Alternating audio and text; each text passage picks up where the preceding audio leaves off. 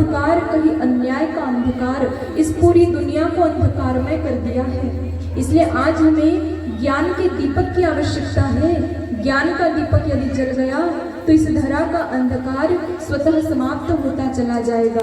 इसलिए परम पूज्य गुरुदेव ने दीप यज्ञों की, ज्ञान यज्ञों की श्रृंखला चलाई।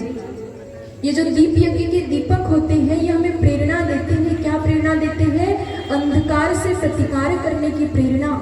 समाज में कहीं कुछ गलत हो रहा हो, कहीं कुछ अन्याय हो रहा हो, अत्याचार हो रहा हो, पापाचार हो रहा हो, अधर्म हो रहा हो, तो हम उसका खुलकर विरोध करें। ये प्रेरणा हमें ये दीप यज्ञ के दीपक प्रदान करते हैं। अनीति का हम विरोध करें, अंधकार का हम प्रतिकार करें, ये प्रेरणा हमें ये दीपक देते हैं। यदि हमारी आंखों के सामने कुछ गलत कर्म हो रहा हो और यदि हमने उसका विरोध नहीं किया तो फिर क्या होता है?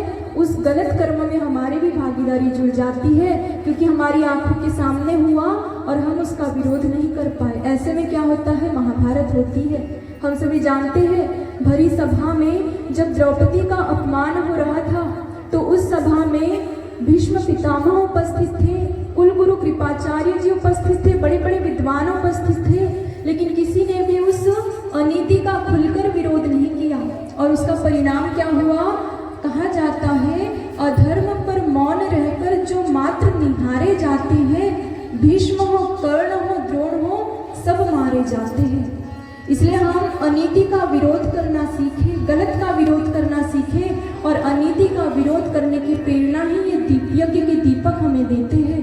ये दुनिया मात्र उन लोगों की वजह से बुरी नहीं है जो लोग गलत कर्म करते हैं, बल्कि ये दुनिया उनकी वजह से भी बुरी हो जाती है जो लोग अच्छे हैं, अच्छा काम करते हैं, लेकिन उनकी आंखों के सामने कुछ गलत हो रहा हो तो उसका विरोध नहीं कर पाती है। दुनिया उनकी वजह से भी बुरी बन जाती है। इसलिए हम अनीति का विरोध करें। पूरे विश्व को प्रकाशित करने वाला सूरज हम नहीं बन सकते तो कोई बात नहीं, लेकिन हम एक दीपक तो बन सकते हैं। जितना क्षेत्र भगवान ने हमें दिया, हम उतने क्षेत्र को प्रकाशित करें, उतने क्षेत्र में अपने ज्ञान का प्रकाश फैलाएं। यही दीप यज्ञ की प्रेरणा है। आइए दीपकों की इन्हीं प्रेरणा को ग्रहण करते हुए आज का दीप यज्ञ हम प्रारंभ करते हैं।